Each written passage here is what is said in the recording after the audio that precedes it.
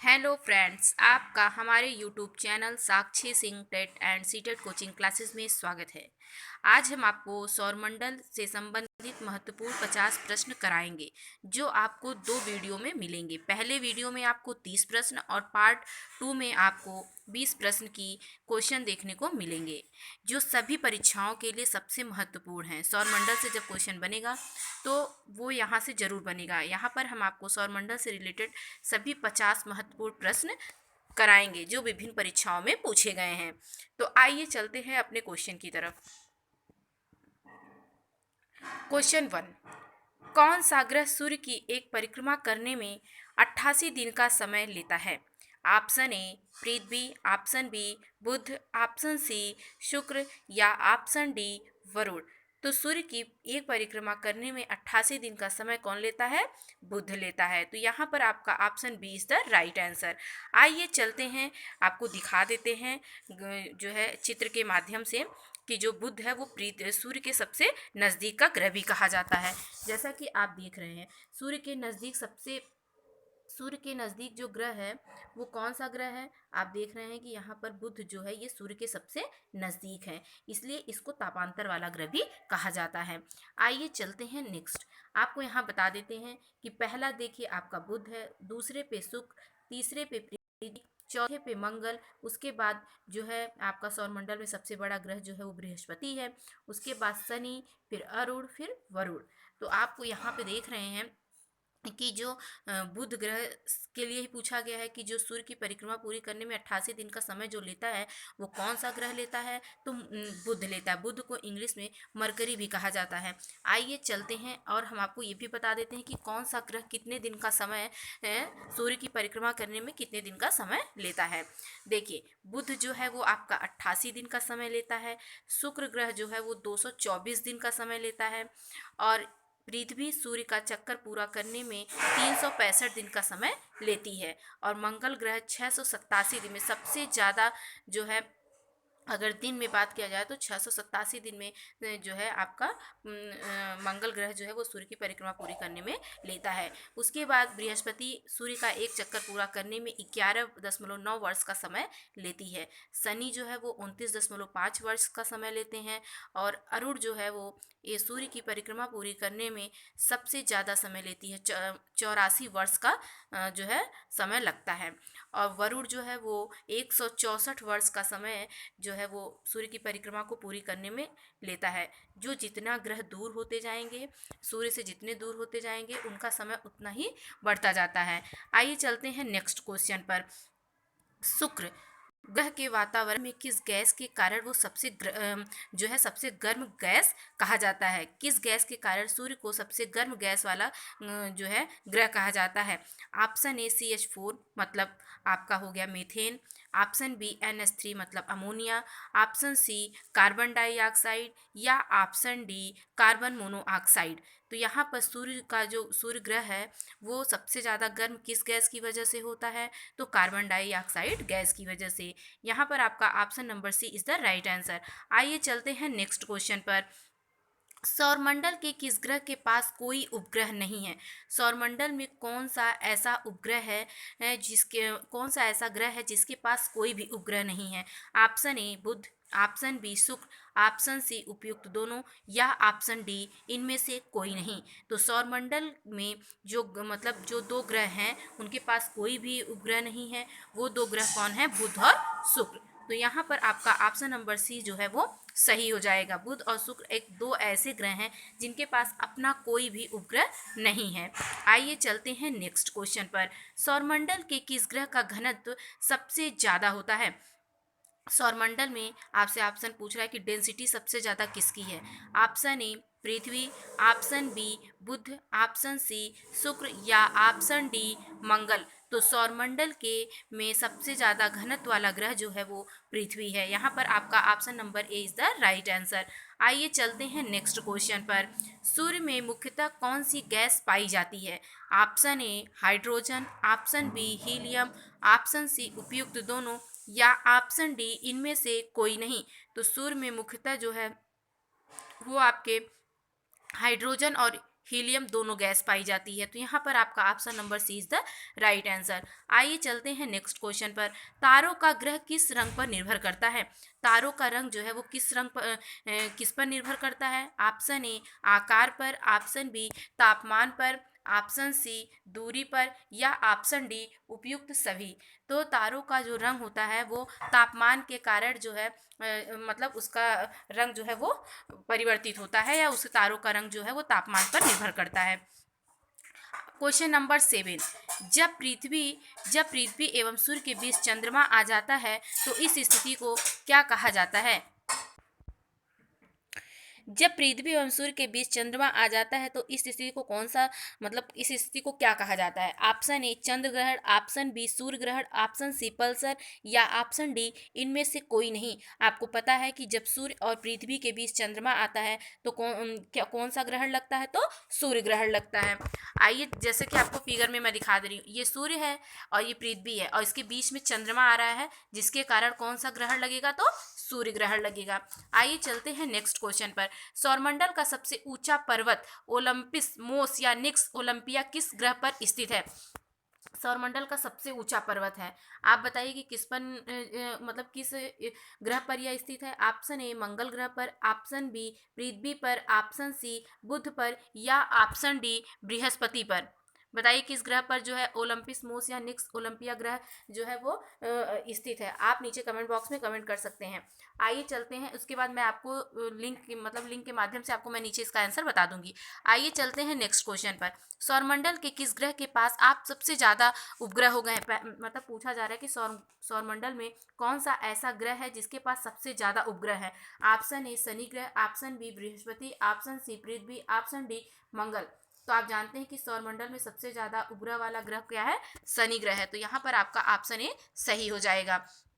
आइए चलते हैं नेक्स्ट क्वेश्चन पर। सौरमंडल में क्षुद्र ग्रह किन दो ग्रहों के बीच पाए जाते हैं? ये बहुत इंपॉर्टेंट है और ये बहुत ही सरल क्वेश्चन भी है कि सौरमंडल में जो क्षुद्र ग्रह होता है किन दो ग्रहों के बीच में पाया जाता है? ऑप्शन ए मंगल और बृहस्पति के बीच में, ऑप्शन बी मंगल और पृथ्वी के बीच में, या ऑप्शन सी मंगल और शनि के बीच में, या ऑप्शन डी मंगल और वरुण के बीच में। अगर आप क्रम से सौरमंडल में ग्रहों का पढ़े होंगे तो आपको ये क्वेश्चन बहुत आसानी होगी बताने में कि मंगल और बृहस्पति के बीच में क्षुद्र ग्रह पाया जाता है। मतलब बुध बुध हो गया आपका, उसके बाद शुक्र हो गया, पृथ्वी हो गया और मंगल, इसको आंतरिक ग्रह कहा जाता है या ठोस गैस कहा जाता है। फिर बृहस्पति हो गया आपका, शनि हो गया, अरुण वरुण, ये जो है आपके बाह्य ग्रह कहे जाते हैं जो गैसीय अवस्था में होते हैं। इन्हीं के दोनों के बीच में मंगल और बृहस्पति के बीच में ही क्षुद्र ग्रह पाए जाते हैं। यहाँ पर आपका ऑप्शन ए सही हो जाएगा। आइए चलते हैं नेक्स्ट क्वेश्चन पर। सौर प्रणाली की खोज किस वैज्ञानिक ने की थी? क्वेश्चन पूछ रहा है, बहुत इंपॉर्टेंट क्वेश्चन है, ये पूछा भी गया है कि सौर प्रणाली की खोज किस वैज्ञानिक ने की थी? ऑप्शन ए कोपरनिकस ने, ऑप्शन बी केपलर ने, ऑप्शन सी न्यूटन ने, या ऑप्शन डी गैलीलियो ने। सौर प्रणाली की खोज जो है वो आपके कौन किया था? कोपरनिकस किए थे। Option number A is the right answer. आइए चलते हैं नेक्स्ट क्वेश्चन पर। सूर्य के चारों ओर घूमने वाले खगोलीय पिंड को क्या कहा जाता है? सूर्य के चारों ओर चारों ओर जो घूमते हैं उस खगोलीय पिंड को क्या कहा जाता है? उपग्रह कहा जाता है, ग्रह कहा जाता है, या ऑप्शन सी सौर तारा, या इनमें से कोई नहीं। तो सूर्य के चारों परिक्रमा करने वाले ग्रह को क्या कहा जाता है? तो क्या खगोलीय पिंड में क्या चीजें घूमती हैं? तो आप जानते हैं कि सूर्य की परिक्रमा कौन करता है? तो ग्रह करते हैं। यहाँ पर आपका ऑप्शन नंबर बी जो है वो सही हो जाएगा। सॉरी, मैं आपसे माफी मांगना चाहती हूँ क्योंकि बीच में फोन आ गया था। आइए चलते हैं नेक्स्ट क्वेश्चन पर। Question number 15। ग्रहों की गति का नियम किसने प्रतिपादित किया था? ऑप्शन ए केपलर ने, ऑप्शन बी कोपरनिकस ने, ऑप्शन सी गैलीलियो ने, या ऑप्शन डी न्यूटन ने। तो ग्रहों की गति का नियम जो है वो आपके केपलर जो है वो प्रतिपादित किए थे। यहाँ पर आपका ऑप्शन ए सही हो जाएगा। आइए चलते हैं नेक्स्ट क्वेश्चन पर। किस वैज्ञानिक ने सर्वप्रथम ब्लैक होल के बारे में बताया? कौन से ऐसे वैज्ञानिक थे जिन्होंने ब्लैक होल के बारे में बताया? Option A Kepler, option B Newton, option C S Chandrasekhar, या ऑप्शन डी आइंस्टीन। तो आप जानते हैं कि ब्लैक होल के बारे में कौन बताया था? तो एस चंद्रशेखर बताए थे। आइए चलते हैं नेक्स्ट क्वेश्चन पर। सौर ऊर्जा किस प्रक्रिया द्वारा पैदा होती है? ऑप्शन ए नाभ के विखंडन के द्वारा, ऑप्शन बी नाभ की संलयन के द्वारा, ऑप्शन सी रासायनिक प्रक्रिया के द्वारा, या ऑप्शन डी उपयुक्त सभी। सौरमंडल सौर ऊर्जा की प्रक्रिया जो है, जो सूर्य जो मतलब ऊर्जा उत्पन्न करता है वो किसके कारण होता है, वो नाभिकीय संलयन के द्वारा होता है। Option number B is the right answer. आइए चलते हैं नेक्स्ट क्वेश्चन पर। पृथ्वी की परिधि कितना है? ये क्वेश्चन बहुत इंपॉर्टेंट है कि पृथ्वी की परिधि कितना है। Option A 40,000, option B 40,075, option C उपयुक्त दोनों, या ऑप्शन डी इनमें से कोई नहीं। तो यहाँ पर आपका ऑप्शन सी सही हो जाएगा, उपयुक्त दोनों। कभी कभी क्वेश्चन में अगर आपको वैसे 40,075 होता है, लेकिन अगर आपको 40,075 नहीं दिया है, ऑप्शन में 40,000 दिया है, तो आप 40,000 पर टिक कर सकते हैं। तो यहाँ पर दोनों ऑप्शन दिए गए हैं, तो और क्वेश्चन में उपयुक्त दोनों पूछा है, तो इसलिए आप यहाँ पर दोनों टिक कर देंगे। लेकिन वैसे अगर आपको क्वेश्चन में 40,000 नहीं दिया है, 40,075 दिया है, तो 40,075 ही होगा। आइए चलते हैं नेक्स्ट क्वेश्चन पर। इनमें से कौन सा आंतरिक ग्रह नहीं है? जैसा कि हमने आपको बताया है कि जो 8 ग्रह हैं, उसमें 4 ग्रह आंतरिक ग्रह होते हैं जिनको जो ठोस अवस्था में होते हैं, और 4 ग्रह जो होते हैं वो गैसीय अवस्था में होते हैं जिनको बाह्य ग्रह कहा जाता है, जिसको बृहस्पति ग्रह भी कहा जाता है। और जो आंतरिक ग्रह होते हैं उनको पृथ्वी ग्रह भी कहा जाता है। तो यहाँ पर आप ऑप्शन देख रहे हैं कि ऑप्शन ए बुध, ऑप्शन बी शुक्र और ऑप्शन सी पृथ्वी, ऑप्शन डी शनि। इसमें पूछा है कि आंतरिक ग्रह कौन सा नहीं है, तो आपका ऑप्शन ए भी बुध वो आंतरिक ग्रह है, शुक्र भी आंतरिक ग्रह है, पृथ्वी भी आंतरिक ग्रह है, बट आपका शनि जो है वो आंतरिक ग्रह नहीं है। तो यहाँ पर आपका ऑप्शन डी सही हो जाएगा। आइए चलते हैं नेक्स्ट क्वेश्चन पर। किस ग्रह के वायुमंडल में मीथेन और अमोनिया पाया जाता है? कौन सा ऐसा ग्रह है जिसमें मीथेन और अमोनिया दोनों पाया जाता है, मतलब CH4 और NH3 दोनों जो है ग्रह वायुमंडल में पाए जाते हैं। ऑप्शन ए मंगल ग्रह, ऑप्शन बी पृथ्वी, ऑप्शन सी बुध, या ऑप्शन डी शनि। तो शनि जो ग्रह है उसमें मीथेन और अमोनिया दोनों पाया जाता है। आइए चलते हैं नेक्स्ट क्वेश्चन पर। पृथ्वी को नीला ग्रह भी कहा जाता है क्योंकि पृथ्वी पर स्थित है। पृथ्वी को नीला ग्रह क्यों कहा जाता है? ये बहुत कॉमन क्वेश्चन है, सभी लोग जानते होंगे कि पृथ्वी को नीला ग्रह क्यों कहा जाता है। क्योंकि यहाँ पर जल की 71% जल पृथ्वी पर पाया जाता है, जिसके कारण पृथ्वी को नीला ग्रह कहा जाता है। आइए ऑप्शन से देखते हैं। Option A H2O, option B CO2, option C N2O, या ऑप्शन डी H2SO4। तो आप जानते हैं कि जल के कारण होता है, तो H2O जो है H2O के कारण ही पृथ्वी का रंग नीला होता है। आइए चलते हैं नेक्स्ट क्वेश्चन पर। सौरमंडल का सबसे निकटतम तारा कौन सा है? Option A Proxima Centauri, option B Alpha Centauri, option C pulsar, या ऑप्शन डी इनमें से कोई नहीं। वैसे सूर्य के सबसे नज़दीक जो ग्रह होता है वो बुध है, जो सूर्य के सबसे नज़दीक है। लेकिन अगर तारा पूछता है, और सूर्य भी एक तारा ही है, तो लेकिन अगर आपसे पूछता है कि सौरमंडल का सबसे निकटतम तारा कौन सा है जो पृथ्वी के सबसे नज़दीक है, तो Proxima Centauri, option A is the right answer. आइए चलते हैं नेक्स्ट क्वेश्चन पर। दिन और रात होने का मुख्य कारण क्या है? ये तो आप बहुत अच्छी तरीके से जानते हैं कि जब पृथ्वी अपने अक्ष पर घूमती है, उसी के कारण जो है दिन और रात होता है। तो घूर्णन के कारण ही पृथ्वी पर दिन और रात होता है। जैसे घूर्णन हो गया, घूर्णन गति और परिक्रमण गति, तो उसमें आप घूर्णन गति के कारण ही पृथ्वी पर जो है वो दिन और रात की घटना होती है जब पृथ्वी अपने अक्ष पर घूमती है। तो option A is the right answer, पृथ्वी का अपने अक्ष पर घूमना। आइए चलते हैं नेक्स्ट क्वेश्चन। किसी ग्रह की अपने कक्ष से सूर्य से अधिकतम दूरी को क्या कहा जाता है? जब ग्रह अपने कक्ष से सूर्य से अधिक दूरी पर होता है तो क्या होता है? ऑप्शन ए अपसौर, ऑप्शन बी उपसौर, ऑप्शन सी खगोलीय इकाई, या ऑप्शन डी इनमें से कोई नहीं। जब ग्रह अपने कक्ष से सूर्य से अधिक दूरी पर होता है तो वहाँ पर क्या होता है? अपसौर होता है। यहाँ पर option A is the right answer. और अपसौर कब होता है? तो ये घटना जो है वो 4 जुलाई को होती है। आइए चलते हैं नेक्स्ट क्वेश्चन पर। किस ग्रह की अपने कक्ष से न्यूनतम दूरी को क्या कहा जाता है? जब सूर्य जो है वो अपने मतलब जो ग्रह है वो सूर्य पृथ्वी से अगर नज़दीक होता है तो वो कौन सी स्थिति पैदा करता है? ऑप्शन ए अपसौर, ऑप्शन बी उपसौर, ऑप्शन सी खगोलीय इकाई, ऑप्शन डी इनमें से कोई नहीं। तो यहाँ पर आपका ऑप्शन बी सही हो जाएगा। क्या? उपसौर। यह घटना कब होती है? तो 3 जनवरी को होती है, जब सूर्य पृथ्वी के बहुत नज़दीक होता है। आइए चलते हैं नेक्स्ट क्वेश्चन पर।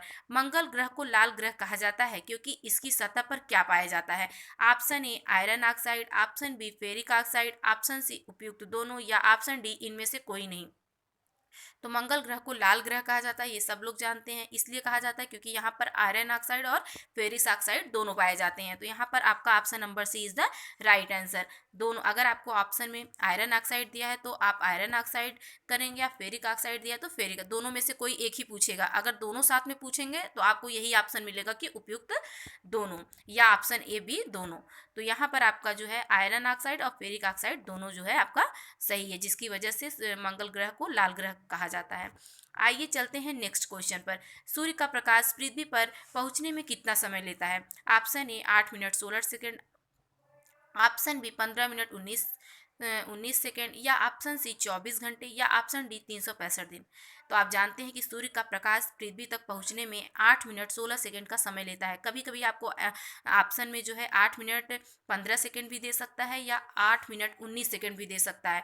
तो ये आप अगर दिया है तो उसके मतलब मैक्सिमम है, पास में ही है, तो इसलिए आप उनमें से भी कोई टिक कर सकते हैं, लेकिन जो सटीक उसका है वो 8 मिनट 16 सेकेंड है। आइए चलते हैं नेक्स्ट क्वेश्चन पर। अंतरिक्ष यात्रा में जाने वाला पहला इंसान कौन सा था? Option A Yuri Gagarin, option B Valentina Tereshkova, option C Rakesh Sharma, या ऑप्शन डी कल्पना चावला। तो अंतरिक्ष यात्रा में जाने वाला सबसे पहला इंसान जो है वो कौन था? Yuri Gagarin. यहाँ पर आपका option A is the right answer. आइए चलते हैं नेक्स्ट क्वेश्चन, और इस वीडियो का यह आखिरी क्वेश्चन है। अगर आप हमारे चैनल पर नए हैं तो हमारे चैनल को लाइक कीजिए, सब्सक्राइब कीजिए और शेयर कीजिए। किस मनोवैज्ञानिक ने सर्वप्रथम ये कहा कि पृथ्वी सूर्य के चारों ओर घूमती है? कौन से ऐसे मनोवैज्ञानिक थे जिन्होंने ये बताया कि जो पृथ्वी है वो सूर्य के चारों ओर घूमती है? Option A Galileo, option B Copernicus, option C Newton, या ऑप्शन डी केपलर। आप इस क्वेश्चन का आंसर जो है नीचे कमेंट बॉक्स में दे सकते हैं। अगले वीडियो में जब मैं क्वेश्चन कराऊंगी तो मैं इसका आंसर आपको बता दूंगी। Thank you.